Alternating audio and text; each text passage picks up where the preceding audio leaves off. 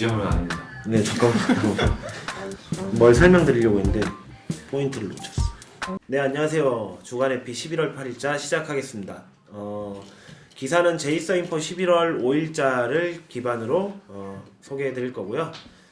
현재 플리캐스트 한글 번역해서 플리캐스트 날렸지만 아직 머지는 안 된 상태고, 네, 그래서 이 일본 포스트를 기준으로 이야기를 시작하도록 하겠습니다. 제가 이번에 조사한 거는요, 이걸로 말씀드려야 되겠네요. 이건 제 개인 위키고요. 네, 일본어 문서로는 이제 0.0.0.0.0인가요? 0.0.0.0 리와 아크세스 시나이 고토라고 하는 일본어 포스트가 있었고, 옛날에 좀 읽었었는데 뭐 그냥 별 내용은 아닙니다. 별 내용은 아니지만 그래도 알고 가면 좋을 것 같아서 여러분들에게 소개를 해드립니다. 일단 이분은 뭐 이렇게 정리를 했는데, 이제 우리가 그 웹팩 같은 거 대부 서버 할 때 웹팩 대부 서버의 호스트를 0.0.0.0 이렇게 설정을 하고 브라우저에서도 0.0.0.0으로 접속하는 경우가 있거든요.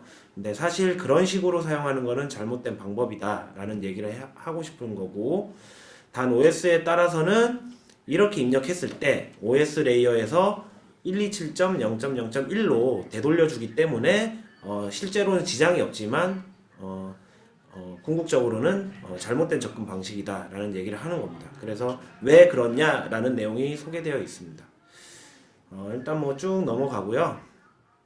일단은 뭐 웹서버 같은 경우에 퀵스타트를 하면은 파이썬 서버를 보면 파이썬 -m http 서버로 서버를 되게 퀵스타트 해서 실행을 하면 서빙 http on 0.0.0.0이라고 포트는 8000번이라고 열려있다라고 이렇게 실행이 되거든요. 그래서 우리도 별 생각 없이 브라우저에서 이런 식으로 접속을 하게 되는 거죠.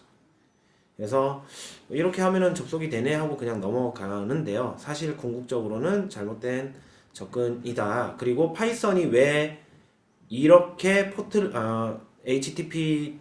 TTP를 청취하는지는 그 이유가 뒤에 나와 있습니다. 일단 위키피디아의 관련 주소를 이렇게 설명을 하고 있는데요. 다 이제 필요 없고 맨 밑에를 읽어보시면 되는데, 서버에 있어서 0000은 로컬 머신 내의 모든 IP 주소를 의미한다라고 보면 됩니다. 그래서 호스트에 만약에 192.168.1.1.1 하고 10.1.2.1 두 개의 IP 주소가 있다고 하면 이제 그리고 호스트에서 실행되고 있는 서버가 0000으로 대기하도록 구성되어 있으면 어느 쪽의 IP 주소를 사용하더라도 서버에 도달할 수 있다라는 게 일단은 설명이고요. 여기 보면 127.0.0.1 하고 0000 하고의 차이점을 소개하고 있는데요. 그 네트워크의 다른 호스트에서 이렇게 접근을 하면 서버를 0000으로 실행했을 경우에는 접근이 되는 겁니다. 왜냐면 얘는 호스트 내 모든 IP를 뜻하는 거기 때문에요. 하지만 서버를 이렇게 실행한 경우 다른 호스트에서는 도달할 수 없는 거죠. 이거는 내부에서만 쓰는 IP이기 때문에. 그래서 뭐 여기에서는 뭐 이거 127.0.0.1 경우에 이제 호스트스에 로컬 호스트라고 해놓기 때문에 이제 우리가 브라우저에 로컬 호스트라고 치면 여기에 접속이 가능한 거고요. 그런 차이점이 있습니다.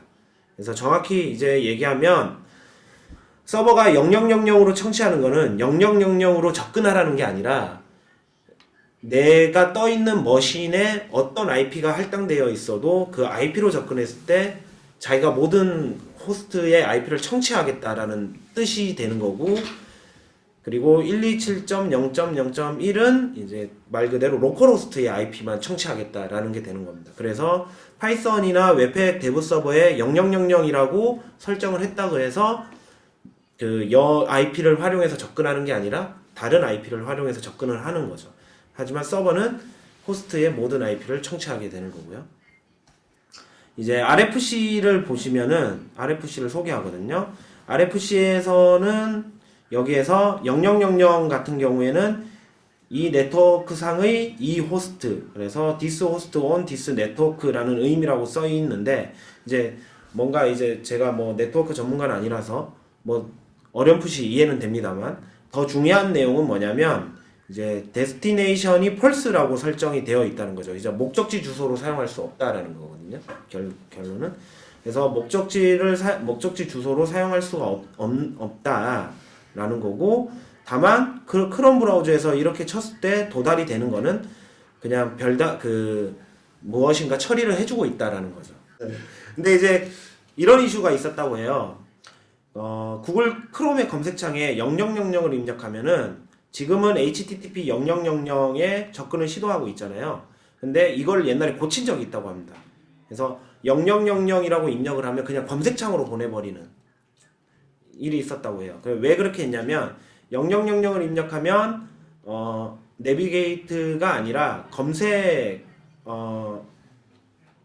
하도록 크롬 팀이 동작을 변경했어요. 왜냐하면 0000은 논 라우터블 어드레스, 아까처럼 데스티네이션이 펄스인, 사실 목적지 주소가 아니기 때문에 검색으로 돌려버린 거죠.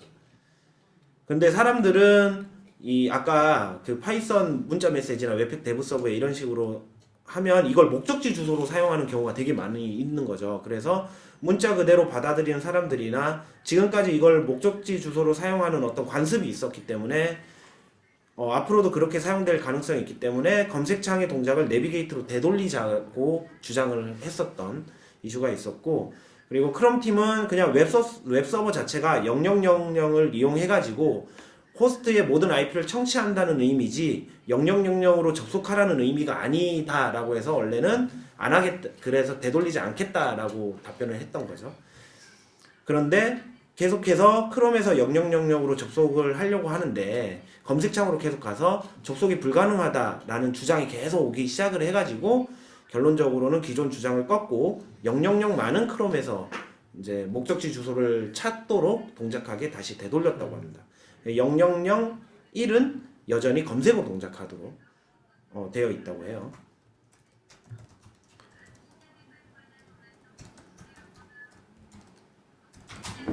네, 이런 식으로.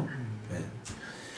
그래서 이런 어떤 이슈가 있었다라는 거고요. 그래서 이 사람은 왜 그렇게 동작하는지를 파악하기 위해서 리눅스 커널에 코드를 봤대요. 리눅스 코드를 보니까 이쪽 부분이 그에 해당하는데, 여기 코드를 보면 0000은 사실 0이라고 한답니다. 0이고, 그래서 목적지, 이게 데스티네이션 어드레스죠. 이 목적지 주소가 0이면은 그리고 이 주소를 여기 있죠. in 어드레스 뭐라고 읽어야 돼?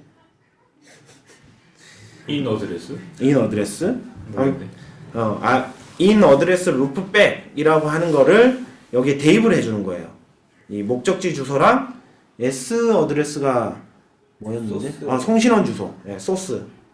목적지 주소와 송신원 주소에다가 이 in 어드레스 루프백을 대입하는데, 이 in 어드레스 루프백 자체가 이제 이렇게 선언되어 있는 변수라는 거죠. 그래서 000일 때 OS는 이쪽으로 돌려서 목적지 주소를 찾아갈 수 있도록 설정을 해놨다고 합니다. 네, 그래서 결론적으로 정리를 하자면 웹서버에서 자주 보이는 0000은 해당 호스트의 모든 인터페이스를 청취한다는 의미이고, 목적지 0000은 무효 주소이므로 별 생각 없이 브라우저에 0000이라고 입력하는 것은 잘못된 것이다. 단 OS에 따라서 0000을 127.0.0.1로 라우팅하고 있으므로 겉으로는 문제가 없다라는 내용이었습니다. 네. 저 근데 그런 식으로 많이 했던 것 같아요. 이 웹팩에 그 데브 서버 오픈할 때 런할 때 포트 지정하잖아요. 근데 이제 다른 네트워크에서 내 PC에서 돌고 있는 웹팩 데브 서버에 접속할 때 0000 이렇게 쓰잖아요. 그러다 보니까 얘가 자동으로 브라우저도 띄우다 보니까 0000으로 이렇게 많이 들어갔던 것 같아요. 네, 그렇죠. 네, 제가 오늘 준비한 내용은 마이크로소프트 엣지가 이제 새로 출시를 앞두고 있는데요. 크로미니엄 기반의 새로운 엣지죠. 그래서 마지막 출시 전 마지막 캔디데이트 버전이 나왔는데 마이크로소프트 쪽에서 새로운 브라우저가 만들어졌으니까 이거 이제 어떻게 이제 테스트 전략을 어떻게 가져가면 좋을지에 대한 그 소개를 좀 해주고 있어서 여러분들하고 같이 살펴보도록 하겠습니다. 마지막 베타 버전이 이제 11월 4일날 릴리즈가 됐는데 마이크로소프트에서는 1월 15일 스테이블한 그 정식 버전이 출시가 될 예정이라고 하고 있고요. 지금 또 다운로드를 받을 수 있어요. 맥에서도 다운로드 받을 수 있고, 잠시 보여드리자면은 네, 이렇게 지금 되어 있습니다.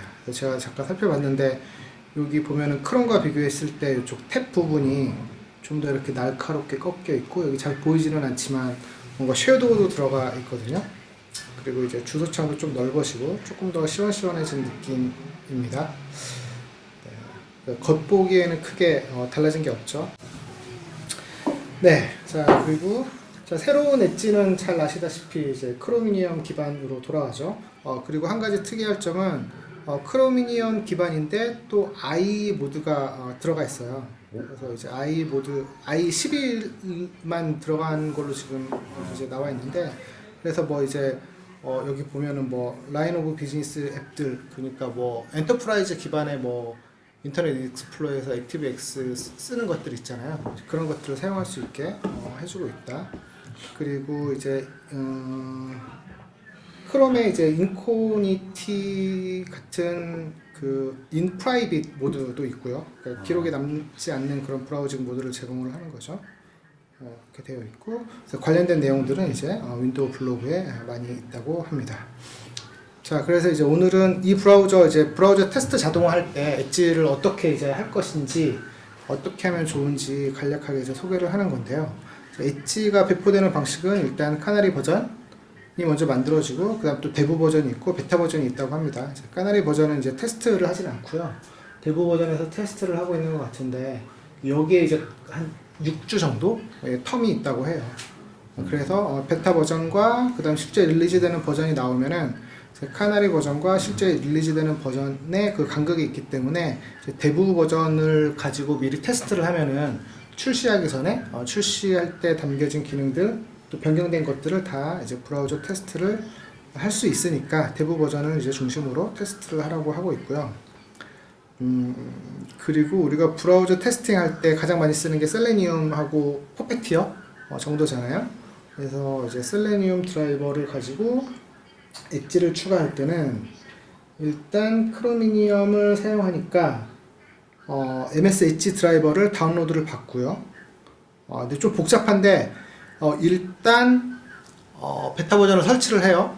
이거 윈도우 기준으로 얘기하는 건데 베타 버전을 설치를 하면은 그 버전에 대한 정보가 레지스트리에 들어가 있는데, 여기 레지스트리에 이렇게 들어가 있는데, 이 레지스트리를 열어서 버전 정보를 확인한 다음에 버전 정보에 맞는 MS 엣지 드라이버, 셀레니움용 엣지 드라이버를 설치를 하면 된다고 합니다. 조금 복잡해 보이긴 하죠. 네, 그리고 이제 테스트 할 때는 이렇게 해당 엣지가 있는 패스와 드라이버를 지정을 해주면은 바로 이제 실행을 할 수가 있고요. 퍼펙티어는 뭐 기본적으로 크로미니엄을 지원을 하기 때문에 그냥 별다른 설정 없이 드라이버 다운로드 받거나 이런 거 없이 그냥 엣지 드라이버, 엣지 설치 디렉토리만 지정을 해주면은 바로 이렇게 인터페이스가 금방 실행을 할 수가 있습니다. 자, 그리고 인터넷 익스플로러 모드도 이제 테스팅을 할 수 있다고 하는데, 얘도 마찬가지로 i 드라이버 서버라는 셀레니움용 i 드라이버를 다운로드 받아서 i11 기반으로 테스트를 할 수가 있으니까 미리 테스트를 해두면 좋겠죠. 이런 것들도. 그리고 엣지를 i 모드로 전환을 해서 테스트를 할 수 있다고 합니다. 여기 보면은 여기 인터넷 익스플로러 드라이버 이렇게 나오죠. 여기 인스턴스를 받아서 실행을 하면은 되겠죠. 네, 그래서 자, 많이 테스트를 하고 실제 실제 릴리즈된 스테이블 버전이 정식 버전이 나오기 전에 이제 많이 테스트를 하고, 테스트를 하면 또 어떻게 해야겠습니까? 또 발견된 버그에 대해서는 또 보고를 해야겠죠. 그래서 그거를 이제 하고 23만 건 정도가 지금 등록이 됐다고 하는데요. 근데 어쨌든 크로미니엄 기반으로 이제 브라우저를 만드는 거는 저희 입장에서는 뭐 나쁘진 않죠. 너무 브라우저 좋죠. 보편화. 근데 또 이제 다른 한쪽으로는 또 이제 브라우저의 다양성이 조금 없어지니까 조금 아쉽긴 한데, 네. 뭐 어쨌든 개발하는 개발자 입장에서는 뭐 반길 만한 내용입니다. 그리고 이제 MS에서도 블로그에서 얘기하는 것처럼 자기네들이 오픈소스 쪽에 많은 이제 공헌을 하고 있다. 그래서 오픈소스 생태계가 더 이제 건강해지는 것도 뭐 나쁘진 않고요. 그렇습니다. 자, 그리고 마지막으로 로드맵. 얘네들이 이제 로드맵을 발표를 했는데 여기 가 보면은 되게 잘 정리가 되어 있어요. 전체 330개 피처들이 있고 이런 것들은 지금 서포티도 되고 있고 나 서포티도 되어 있고 것들이 되게 잘 정리가 되어 있어가지고 이런 것들을 보면서 엣지가 얼마큼 더 좋아질지 살펴보면 좋겠고요. 이제 뭔가 새로운 기능을 추가하거나 그 다음에 이제 구현을 할 때 자기네들이 그냥 구현을 하는 게 아니고 이 기능이 왜 필요한지 그다음 MS에서는 어떤 의도를 가지고 이 기능을 구현을 할 것인지에 대한 그런 것들 설명이 되게 잘 돼 있어요. 잠깐 위로 올려줄 수 있나요? 잠깐만 위에 더 위에 웹 VTT 캡션 스타일링 저거 아직 안 되는 건가 그러면? 네, 그래서 모르겠어요. 제가 다 읽어보진 않았는데 아직 만들고 있는 거예요. 안 돼. 이렇게 만들려고 하는 것뿐만이 아니라 만들어진 것들도 이제 다 정리가 됐겠죠. 그래서 어떤 기능인지 기능에 대한 설명과 자기네들은 이걸 어떤 식으로 구현을 할 건지 어떤 목적을 갖고 있는지 이런 것들이 다 이렇게 잘 정리가 되어 있어서 이런 문서 잘 정리하는 거는 되게 좋아 보이더라고요. 옛날에 MS가 아니네. 그렇죠? 다 확실히. 기세 다 정리하고 있고 그리고 기더브에다가 다 네, 정리하고. 그래서 이제 자기네들이 오픈소스 생태계 엣지, 크로미엄 기반의 엣지를 만들면서 부가적으로 뭐 자연스럽게 따라오는 거겠지만 W3C의 이제 브라우징 관련 이제 표준 같은 것들을 또 제안하고 그 다음에 크로미니움의 이제 새로운 기능들, 실험적인 기능들을 적극적으로 이제 구현하면서 더 이제 브라우징 기능을 더 강력하게 만들겠다, 더 좋아지는데 이제 공헌을 하겠다라고 하고 있습니다. 자, 그래서 1월달 정식 버전이 나오면은 다시 만나 뵙자고 블로그에 적혀 있습니다. 네. 네, 확실히 프로젝트 규모가 커가지고 버그 지금 저 포스트를 쓴 시점에 버그 리포트가 23만 건? 이게 23만 건이 이게 이제 지금 그 베타 버전이 11월 4일 날 런칭이 되고 난 다음 24만 건인지 아니면 지금까지 자녀 버그가 아니 아닌지. 그거는 총 아니고. 쳐낸 거? 아니잖아요. 이거는 이제 이런 식으로 테스트를 했을 때 발견되는 이제 유저들이 발견하는 버그들이 계속 이제 리포트가 될 거잖아요. 그쵸. 그게 이제 23만 건이라는 얘기죠. 저거 보면서 참 역시 프로젝트 규모가 다르다. 이렇게 이런 식으로 테스트하라고 하면 사람들이 또 엄청 테스트를 해주고. 우리는 뭐 서비스 만들면서 많이 해도 몇백 개 이렇게 하면 멘붕 오잖아요. 이렇게 등록되면 이슈가. 근데 저기는 뭐 23만 건 이런. 보지도 못하겠네. 네. 어쨌든 새로운 그 맥에서도 동작하니까 되게 좋더라고요. 저는 그래서 오늘 깔아보고 지금 한번 크롬 말고 주 브라우저를 엣지로 써볼까 생각을 하고 있고요. 그것도 좋죠. 요 버튼이 되게 마음에 안 드는데 요건 이렇게 해가지고 숨기면 숨겨지더라고요. 네, 저는 타입스크립트 5가지 팁을 간략하게 소개드리도록 하겠습니다. 이 개발자는 타입스크립트를 계속 사용하고 있고요. 그리고 지속적으로 배우고 있다고 합니다. 그러면서 그 어플리케이션을 좀 향상시킬 때 도움이 됐던 5가지 팁을 설명드리고 있어요. 바로 들어가 보면 첫 번째가 유틸리티 타입이고요. 저는 사용해보진 않았는데 보니까 되게 유용해 보이더라고요.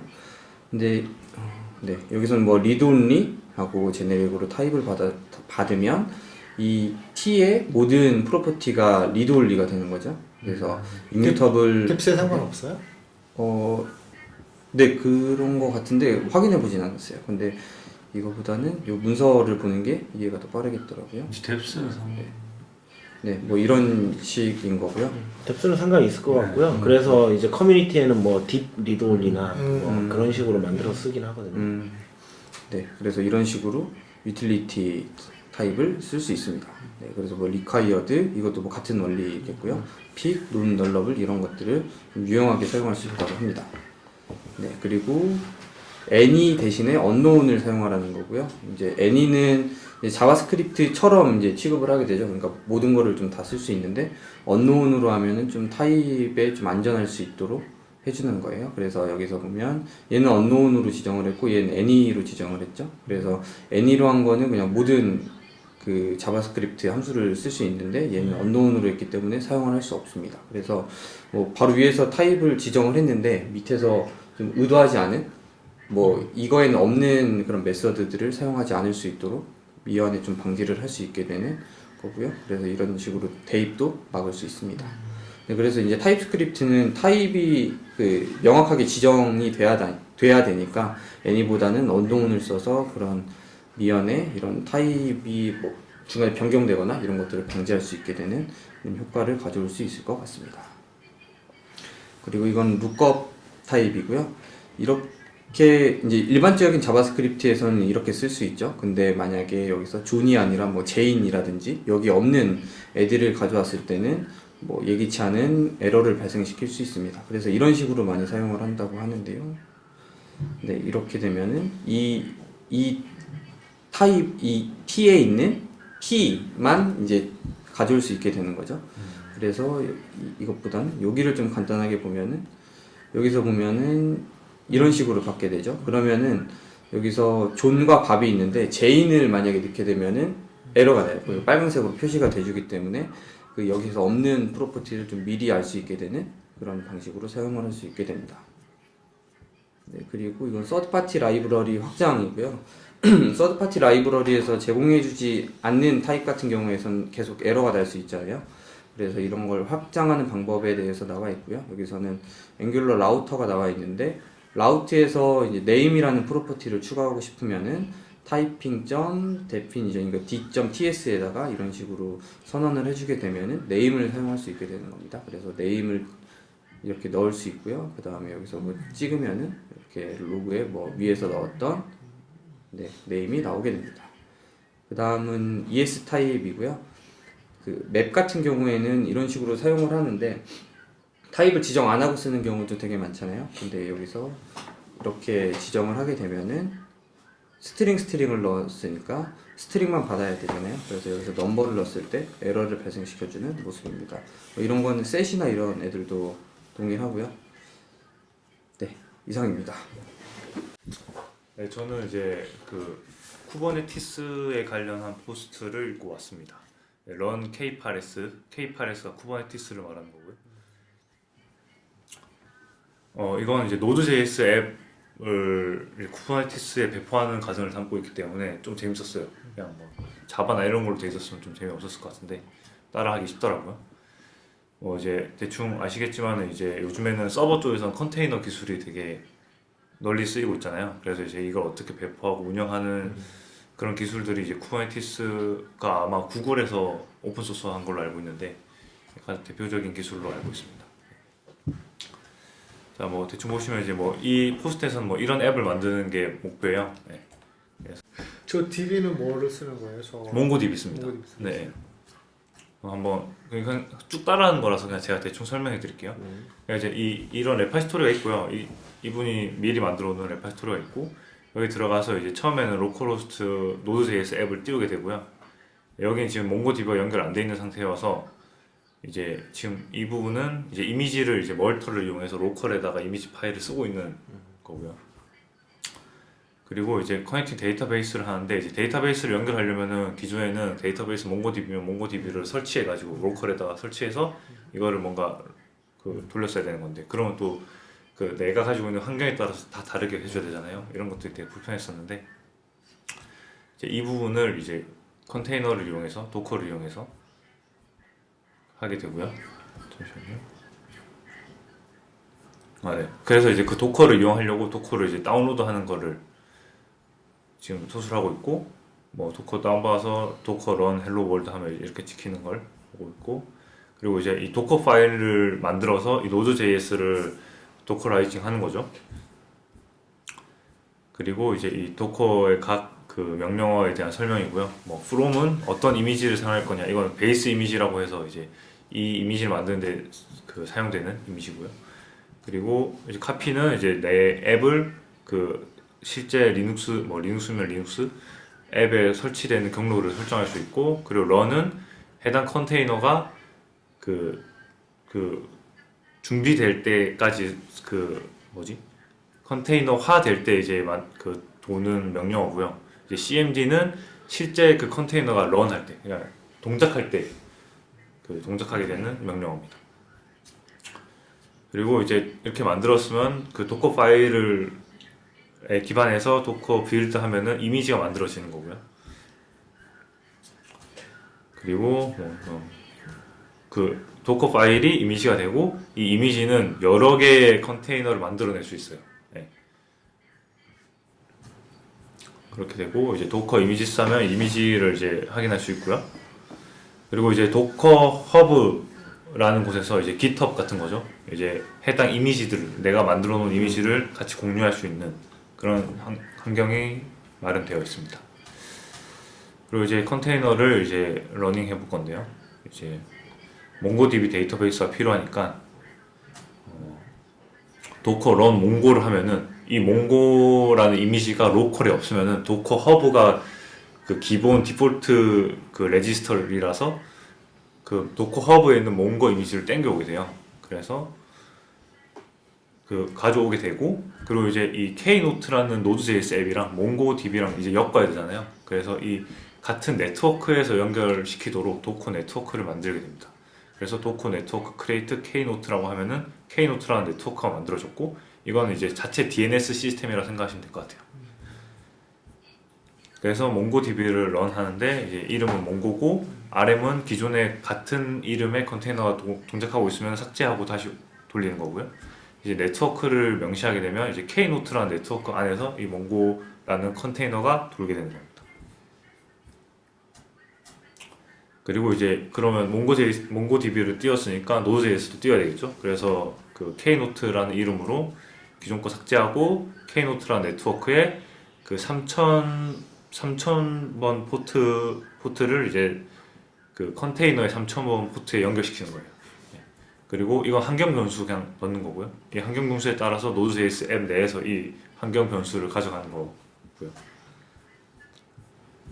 그렇게 되면은 이제 보시면은 좀 특이한 점은, 보통 몽고DB 설정할 때 여기 보면은 그 로컬 호스트라던가 아니면 리모트에 몽고DB 서버가 있으면 몽고DB 서버 IP 주소를 이렇게 적잖아요. 여기 지금 몽고라고 되어 있어요. 근데 앞에서 말씀드린 것처럼 그 도커 네트워크가 이제 하나의 DNS 시스템이라 생각하시면 돼요. 그래서 그 이름을 몽고라고 줬기 때문에 이 몽고라는 그 IP로 바로 접속할 수 있는 거죠. 그렇게 되고, 이제 도커 PS를 통해서 지금 돌아가고 있는 컨테이너를 확인할 수 있어요. 그래서 이렇게 확인할 수 있고, 그럼 이제 이걸 그 앱을 볼 수 있고, 3000번에 들어가면은, 그리고 이제 이 컨테이너 내가 만든 이미지를 이제 컨테이너 레지스트리에 올리는 과정이에요. 그래서 여기 보면은 뭐 코코이라는 도커 허브 같은 레지스터리에 또 있다고 하는데, 이제 디폴트는 도커 허브라고 합니다. 그래서 뭐 도커 아이디 만들려고 하고요. 도커 아이디 만들어서 뭐 로그인해서 이미지를 이제 올리는 거예요. 그래서 이제 K 노트라고 이거는 이제 그 기존에 있는 K노트를 태깅을 하는 거고요. 이렇게 태깅을 하는 거고, 이제 도커 푸시를 하면은 해당 그 태깅한 이미지를 레지스트리에 올리게 되는 겁니다. 바쁘네요. 아직 이만큼 남았어요. 네. 그리고 이제 이거는 리모트에 있는 레지스터를 땡겨와서 이제 런을 하게 되는 거죠. 여기 보시면은 이제 그 외부에 있는 K노트.js라는 이미지를 가져오는 걸 볼 수 있습니다. 몽고는 그냥 로컬에서 돌리고 있고요. 이렇게 하면 되고, 이제 이렇게 컨테이너를 막 만들고, 이미지를 통해서 컨테이너를 만들고 이런 기술을 이제 배웠는데, 이제 이거를 좀 이제 그 K8s 같은 이제 오케스트레이션 기술을 이용하고 싶어요. 그래서 이 서비스를 내가 컨테이너를 막 쉽게 만들 수 있는 기술이 있으니까 이거 배포를 해서 스케일링, 그냥 수많은 트래픽 갑자기 왔을 때 이런 것들을 대비할 수 있게 되겠죠. 쉽게 대비할 수 있게 되겠죠. 이런 인프라를 이제 가지고 있는 것들이 있는데 이제 AWS의 엘라스틱 빈스토크나 이제 애저의 앱 서비스 같은 경우에는 그냥 컨테이너를 배포할 수 있는 곳이에요. 근데 이거는 그냥 하나의 컨테이너를 배포할 수 있는 곳이고, 근데 하나의 컨테이너를 배포하는 게 크게 의미가 없는 게 요즘에는 또 마이크로 서비스 패턴이라고 해서 이제 서비스들 잘게 나눠서 이렇게 배포를 하잖아요. 그래서 수많은 컨테이너를 이제 운영하는 경우가 되게 많다고 합니다. 그래서 나온 게 이제 쿠버네티스고 이제 컨테이너 오케스트레이터입니다. 그래서 네, 이걸 어떤 거냐면은 내가 지금 서비스를 운영하는데 그 필요한 컨테이너들이 있고 어떤 컨테이너들은 트래픽을 많이 받을 수도 있고 그렇잖아요. 이런 것들을 내가 가지고 있는 가용량 그 리소스를 어떻게 할당할지, 테트리스처럼 이거는 이렇게 쌓고 여기에 쌓고 이만큼 할당을 해주고 약간 이런 걸 표현하고 있는 것 같고요. 그리고 이제 쿠버네티스의 키포인트는 이제 오픈 소스다. 그리고 이제 뭐 정말 많은 기업들에서 프로덕션으로 사용하고 있고, 그리고 이제 이런 기업들에서 많은 투자를 하고 있다라고 합니다. 그래서 이제 그 쿠버네티스를 이제 클러스트를 만들 건데 만드는 방법이 세 가지가 있어요. 가장 많이 쓰는 건 당연히 이제 구글이나 애저나 AWS 같은 곳에서 이미 그런 그 서비스를 하고 있고요. 쿠버네티스를 활용한 서비스를 하고 있고, 그리고 두 번째는 실제 그런 클라우드를 이용해서 직접 이런 인프라를 만드는 거예요. 그리고 세 번째는 그냥 로컬에다가 테스트용으로 돌리는 거고요. 여기서는 이제 미니큐브라는 그 로컬 쿠버네티스를 설치하는 방법과 테스트하는 방법을 설명하고 있습니다.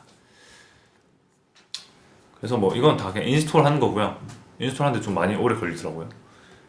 그리고 이제 이거는 이제 쿠버네티스의 리소스를 설명하는 건데, 쿠버네티스는 이제 선언적으로 그냥 YML 파일을 작성하고 그거를 이제 푸시해서 그대로 동작하게 만드는 개념이고요.